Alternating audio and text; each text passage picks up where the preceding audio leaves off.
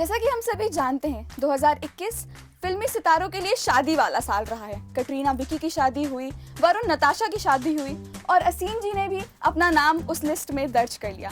असीम जी, आप हमारे दर्शकों को बताएंगे कि आखिरकार आपकी शादी हुई कब और आप कैसे मिले? हुआ ये कि मेरी एक मीटिंग थी दुबई में, तो वो मैं उस सिलसिले में गया हुआ था और वहाँ पे once the meeting was done, उसके बाद मैं बाहर था। I think I was out in a restaurant having coffee over there और then I saw her and she was also there and like we exchange smile and then I was like यार ये तो बड़ी मतलब होता ना कि दिल से कोई आपको अच्छा लगता है, क्यूट है, कोई बड़ा अच्छा खूबसूरत इंसान है, आपको लगता है कि मुझे बात करनी चाहिए, अंदर से आपको ऐसा फील आता है।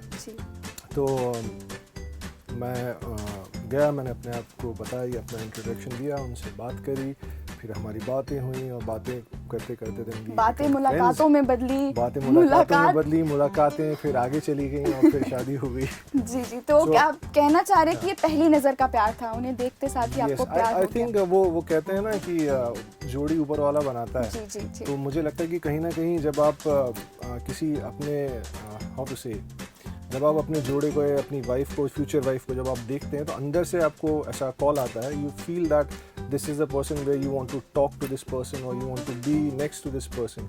तो वो फील आपको अंदर से आता है।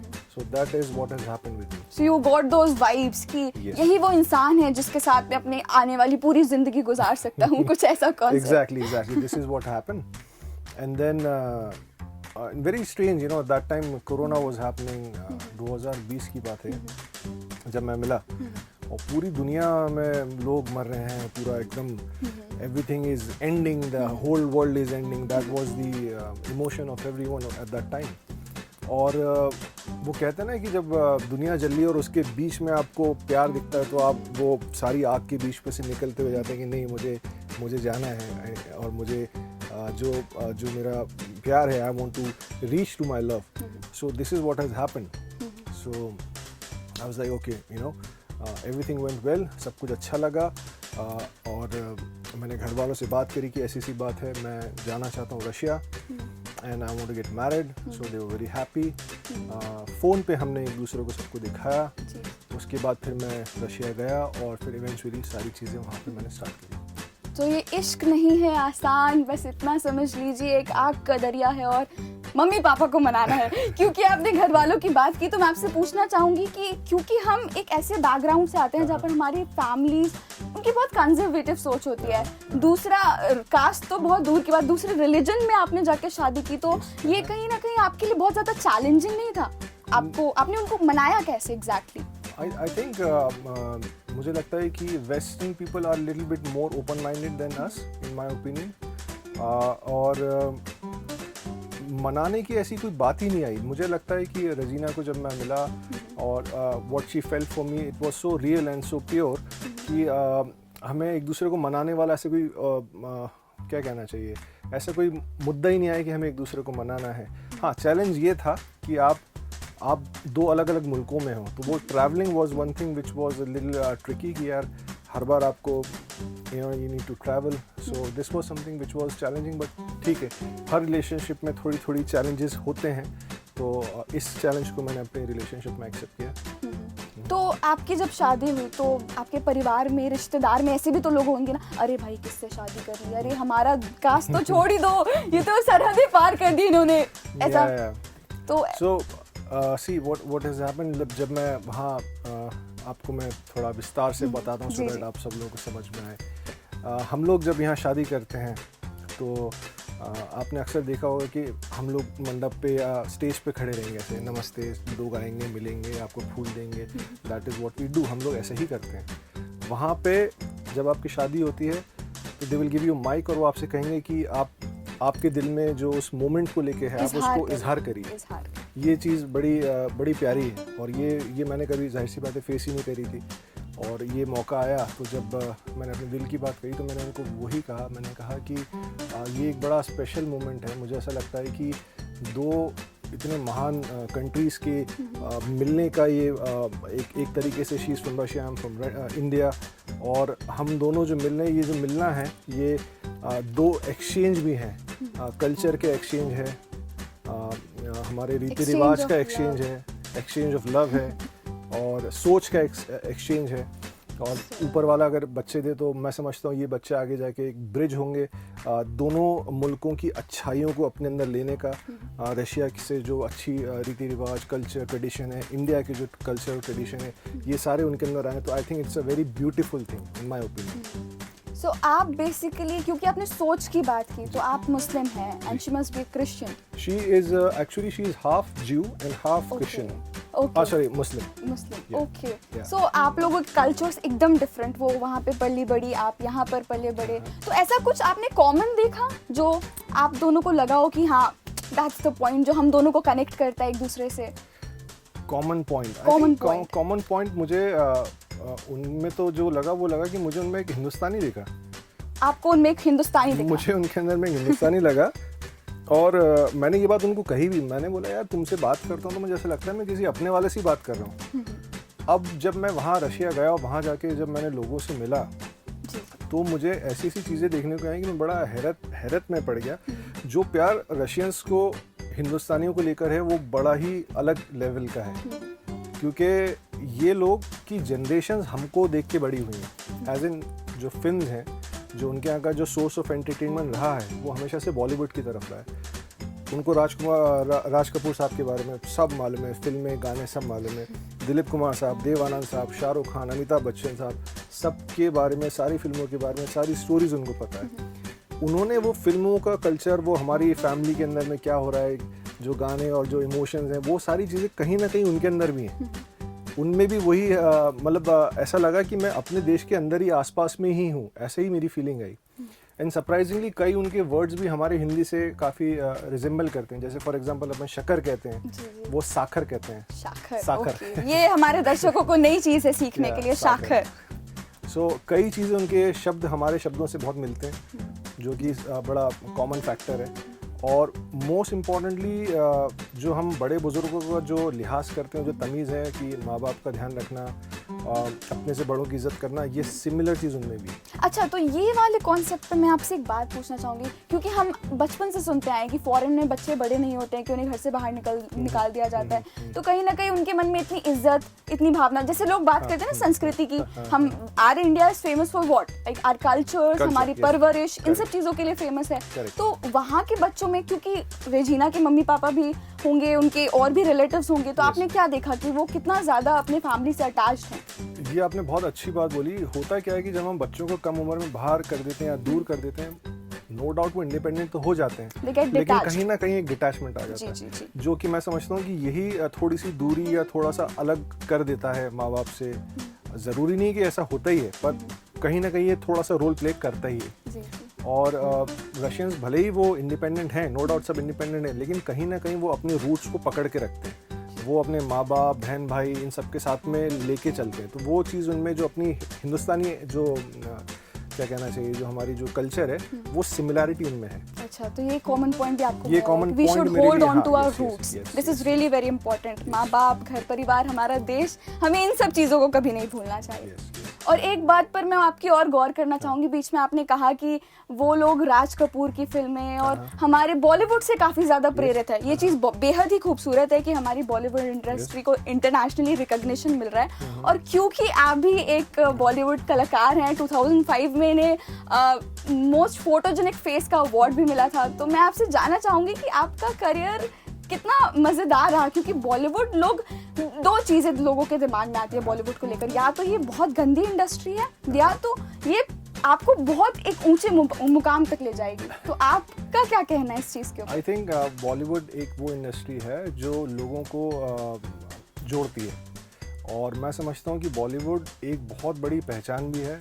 जैसे मेरे केस में मैंने आपको बताया कि रशिया के अंदर में जो बॉलीवुड का फैक्टर है, ये बहुत इम्पोर्टेंट रोल प्ले करता है। और ग्लोबली भी आप देखो तो कहीं भी आप जाओगे, आप बोलोगे इंडिया, तो सबसे पहली चीज़, अरे Bollywood, Shahrukh Khan, Amitabh Bachchan, so they get excited because that's what they see. So in my opinion ये इंडस्ट्री ऐसी है जो लोगों को जोड़ती है, कहीं ना कहीं हिंदुस्तान से सबको कनेक्ट करती है। रही बात जो आप कह रहे हैं कि गंदा, क्या बोला आपने, मैं समझ मैं मेरे कहते हैं लोग जो भी स्ट्रगलिंग एक्टर्स हैं जिनको वो मुकाम नहीं मिल पाता है तो फिर वो लोगों को बताते हैं। दैट इज समथिंग, हर इंसान की लाइफ में स्ट्रगल होता है, ज़रूरी नहीं वो एक्टर हो। मैं तो समझता हूँ कि कोई नॉर्मल जॉब वाला भी जो बंदा होगा उसके भी ऑफिस में 10 लोग होंगे जो कम्पीट करेंगे। तो कंपटीशन तो हर जगह है। हाँ, बॉलीवुड में कंपटीशन या फिल्म इंडस्ट्री में हमारा कंपटीशन ऑफ कोर्स स्ट्रॉन्ग होता है। तो पॉइंट ये है कि जब इतनी बड़ी तादाद में मात्र इतने से हीरो होंगे तो कंपटीशन तो जाहिर सी बात है हमेशा से स्ट्रॉन्ग होगा ना। हीरो से मेरा मतलब ये नहीं है कि मतलब ये हीरो है तो मतलब इन्हीं को आप अच्छे देखें या इन्हीं को पसंद करें।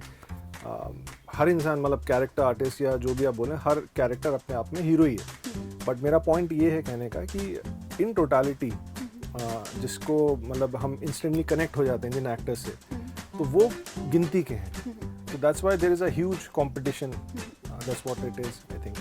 अच्छा, अब मैं इस चीज़ पर थोड़ा आना चाहूँगी क्योंकि you have a great personality, like you look very smart and आपने वो मेंटेन रखा है अपना वो पर्सनालिटी। एंड 2005 में आपको मोस्ट फोटोजेनिक फेस का भी अवार्ड मिला था। तो आपके पीछे तो लड़कियों की कतार लगी होगी। आए दिन कोई ना कोई प्रपोजल्स, आए दिन कोई ना कोई मैसेजेस कि hey ping me up on WhatsApp. So आपने जब उन्हें देखा, रेजिना जी को पहली बार देखा, तो आपके दिमाग में आया मेरे पीछे तो इतने सारे लोग हैं, she is a common person, but वो क्या चीज़ थी जो आप दूसरे को एक दूसरे के और करीब ले आई आप दोनों को? वो क्या कनेक्शन था आपका? ऑनेस्टली स्पीकिंग, जब मैं इनको मिला था मैंने उनको बताया ही नहीं था कि मैं एक्चुअल में कौन हूँ। अच्छा। मैंने उनको ये बोला ही नहीं कि मैं मतलब एक्टर हूँ, मैं क्या हूँ। मैंने सिर्फ ये बोला मैं असीम हूँ और मैं एक नॉर्मल सी फैमिली में रहता हूँ और आप मेरे को देखो आप और आप मेरे को समझो। बिकॉज मैं वो कहीं ना कहीं वो दिमाग में जो इन्फ्लुएंस होता है वो मैं नहीं चाहता था। I just wanted her to connect with the guy who I am and that is what I did. और she was very happy and everything was nice, so I think that was very important. Later on जब बाद में फिर मैंने बताया अपने बारे में तो she was like हाँ she was impressed. हाँ so that is something else. And then हाँ, उनके मामा जो हैं उनका नाम है गयाज, तो वो उन्होंने तो बाकायदा मुझे एक गाना गा के सुनाया और मैं इतना हैरान कि बाय वर्ड वो गाना है पुराना, गोरों की ना कालों की दुनिया है दिल वालों की। तो मैंने उनसे पूछा कि आपको तो वर्ड बाय वर्ड आप गा रहे हो, तो वो उन्होंने और भी गाने गाए। तो मैं बड़ा हैरत में, मैंने यार आप लोग कैसे मतलब इतना आप कैसे हो जाता है। तो उन्होंने बताया कि भाई हम लोग आपकी फिल्में देख के जवान हुए हैं, तो हमारी जनरेशन्स आप लोगों को देखती है। सो दे वर वेरी हैप्पी कि हमारी फैमिली में एक बॉलीवुड का एक्टर है, तो कलाकार आ गए, तो they are very like happy and yeah, what to say? You know, now love is all about this. Yeah. It should be pure. It is a yes, pure yes, thing, like indeed. But yes. Sir, अब क्योंकि बात इस पे आगे हमारे दर्शक बहुत ज़्यादा एक्साइटेड हो चुके हैं, तो वो आपसे जानना चाहेंगे कि आपकी पहली मुलाकात, आपके पहले गिफ्ट्स, वो पहली एनिवर्सरी सीक्वेंस ऑफ लव क्या है? वो कितना समय लगा आपको उन्हें मनाने में शादी के लिए या वो तुरंत ही मान गई थी? I think around 6-8 months we were dating, and then after that we decided that okay, let's take the step forward. Dubai में जहाँ मिले थे, तो पहली बार मिलने के बाद मतलब पहली बार मिलने के वक्त में भी हम लोग वहाँ बीच पे थे। एंड देन जब मैं रशिया आया, सेंट पीटर्सबर्ग पहुँचा, तो हमने डिसाइड किया कि ये शुरुआत पानी से हुई है, समुद्र से हुई है। ये हम पूरी हमारी शादी में समुद्र को हम रखेंगे। तो हम गल्फ़ ऑफ फिनलैंड में, जो गल्फ़ ऑफ फिनलैंड है वहाँ पे उनका, उधर पे हम पानी में क्रूज़ लेके गए and then we did the engagement over there again on the private beach. हमने बीच पे ही शादी का पूरा इंतज़ाम किया, शादी हमने बीच पे ही करी। एंड देन जैसे हमारे यहाँ कोर्ट मैरिज होती है और या आर्य समाज मंदिर या मॉस्क होती है, निकाह का जो होता है, वहाँ पे एक गवर्नमेंट आपको इनविटेशन देती है। इफ़ यू आर फ्रॉम वो बाहर से आपको एक इनविटेशन देती है कि yes you will marry here. और कुछ रॉयल पैलेसेस हैं, सो palace 1, palace 2, so if I'm not wrong, I think it was Palace 2 which was given to me. So it was a royal palace where जहाँ पे शादी हुई, तो it was a special thing.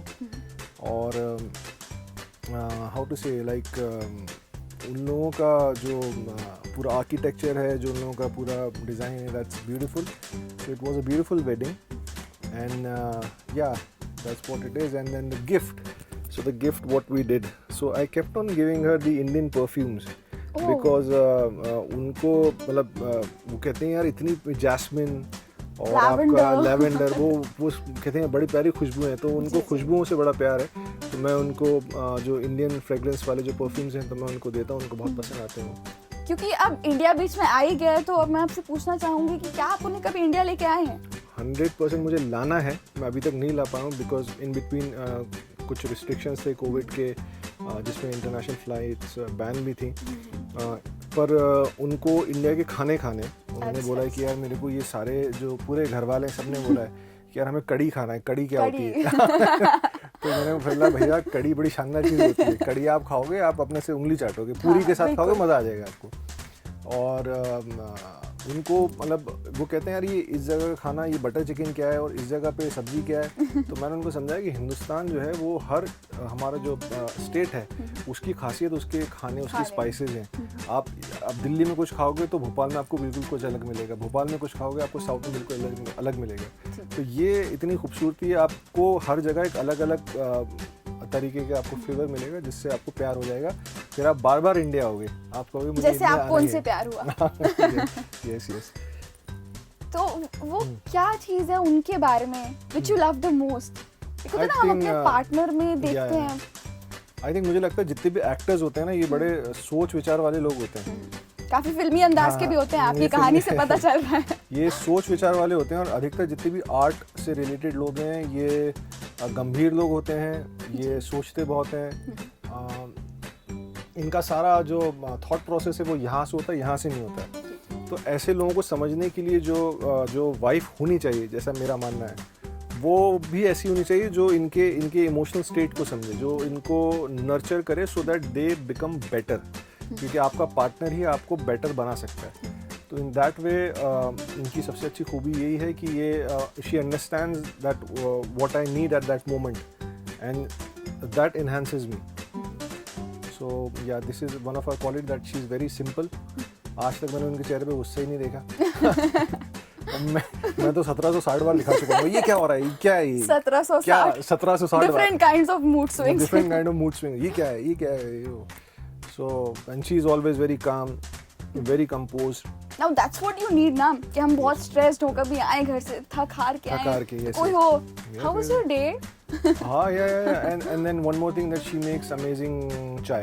Chai? Oh yes. And they also say chai lover. They also say chai as like हम जैसे बोलते हैं चाय, वो भी चाय ही बोलते हैं. And she makes amazing tea for me. And हाँ खाना भी बहुत ज़बरदस्त बनाती हैं, वो बहुत ज़बरदस्त खाना बनाती हैं. तो मैंने उनसे कहा था कि भैया जब आप आओगे इंडिया तो आपको यहाँ के पूरे जो खाने हैं यार वो सीख लेना. क्योंकि हमारे रिश्तेदार घर पे आते हैं तो क्या होता है कि वो खाते हैं कि भैया भाभी जी के हाथ का खाना तो खिला दो. तो मैंने कहा थोड़ा बहुत तो बना ही लेना कि कुछ खिला सकें. चाय की बात छिड़ गई है तो क्या कहें, आप भी भोपाली हैं, हम भी यहीं से हैं. You know we are actual chai lovers. Bhopal में आपका बचपना यहीं बीता है, तो आपने कोई लैंग्वेज डेवलप, यहाँ की लैंग्वेज डिफरेंट है, तो अगर आप हमारे दर्शकों को थोड़ा यहाँ की लैंग्वेज बोल के बताएंगे भाभी जी के बारे में. I think Bhopal is a beautiful place. यहाँ के लोग बहुत प्यारे हैं और भोपाल में अभी भी मासूमियत है लोगों के दिलों में, और ये अपनापन हमेशा बरकरार है भोपाल के लोगों में. बहुत भोपाल के क्या हिंदुस्तान के लोग ही अपने आप में अच्छे होते हैं. स्पेसिफिकली क्योंकि आपने भोपाल का पूछा तो मैं बता रहा हूँ क्योंकि मैं पैदा यहाँ पे हुआ हूँ. यहाँ का कल्चर बड़ा ज़बरदस्त है, हम लोग बड़े एक्सेप्टिंग हैं. आप कितने अलग अलग लोग आए सबके साथ में घुल मिल के रहते हैं. Very accepting kind of people. And कहीं ना कहीं हमारे अंदर में थोड़ा शाही अंदाज भी रहता है, और वो भी हमारी खासियत है भोपालियों की कि भाई कुछ भी हो थोड़ा स्टाइल शाही मेंटेन रहता है हम लोगों का. So yeah I like Bhopalis a lot. And मैंने उनको कहा कि काश कि मैं आपको अपनी भोपाली लैंग्वेज समझा सकता है या कुछ बोल सकता है. सुनाई कि नहीं उन्हें? अरे उनको समझ में नहीं आ रही है, कैसे सुनाऊंगा. कोशिश करके देखते क्या पता. यस मैंने उनको बोला कि ये बड़ी ज़बरदस्त लैंग्वेज है. लैंग्वेज क्या है, बेसिकली एक बोलने का स्टाइल है. तो मैंने कहा कि जब आप हिंदी थोड़ी थोड़ी समझ जाएंगी तब आपको भोपाल का जो वो कैसा लग रही है, वो शानदार लग रहा है. तो आपको समझ में आएगा. हाँ तो असीम जी बताइए, ऐसा कोई गिफ्ट जो आपके लिए सबसे ज्यादा यादगार हो, सबसे ज्यादा खूबसूरत हो, जो आपके दिल के बेहद ही करीब हो, ऐसा कोई गिफ्ट जो उन्होंने आपको दिया हो? एक्चुअली इन्होंने मैं बड़ी अच्छी बात आपने पूछी है मेरे से। इन्होंने मेरे को एक मतरुष्का डॉल करके है, वो उन्होंने गिफ्ट करी थी मेरे को। तो मतरुष्का डॉल।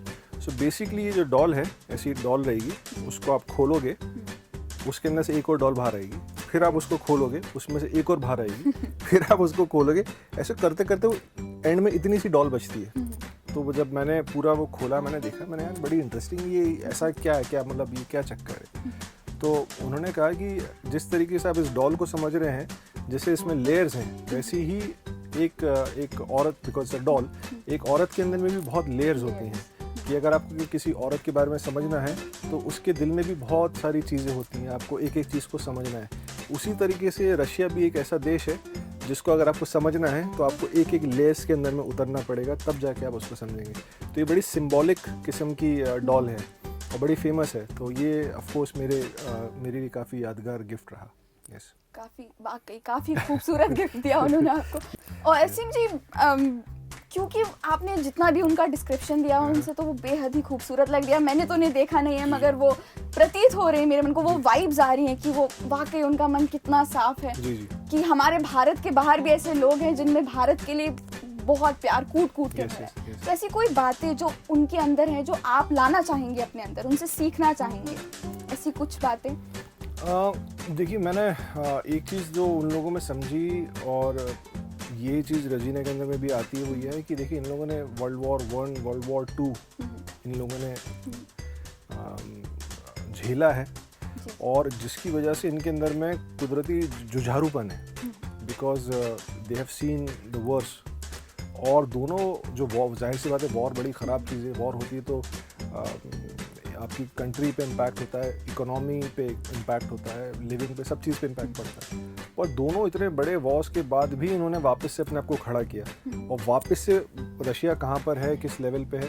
तो ये जो जुझारूपन है कि किसी भी सूरत में डोंट गिव अप, ये एटीट्यूड मुझे उन लोगों में बहुत अच्छा लगा। और मुझे लगता है कि हर इंसान में, हर कंट्री में, हर लोगों में यही एटीट्यूड होना चाहिए। ये ड्राइव आपको आगे लेके जाती है। सो this is something which I like about them. And मेहनती लोग हैं, ऑल ऑफ देम आर मेहनती, मतलब काफ़ी मेहनती लोग हैं ये लोग। और rest is all like very much Indian, so I am very happy with that. So we should never give up, ये इन्होंने बताया जो हमें उनसे सीखना चाहिए। और यही चीज़ लाजमी है इश्क के लिए भी, और वो तमाम चीज़ों के लिए जो हम अपनी लाइफ में करना चाहते हैं, हासिल करना चाहते हैं। असीम जी से आज हमने सीखा कि प्यार कितनी भी दूर हो, सरहदों पार हो, मगर अगर हमें हमारी किस्मत में लिखा होता है तो हमें मिलके रहता है। जोड़ियाँ ऊपर वाला ही बनाता है। असीम जी, आपसे बात करके बेहद खुशी महसूस हुई। मैं चाहूँगी कि मैं भी अपनी ज़िंदगी में इन सारी चीज़ों को इनकलकेट कर पाऊँ। Sure. So thank you so much for being with us. So nice of you. आप लोगों ने मुझे बुलाया. Thank you so much. Once again, India first. Thank you so much everyone.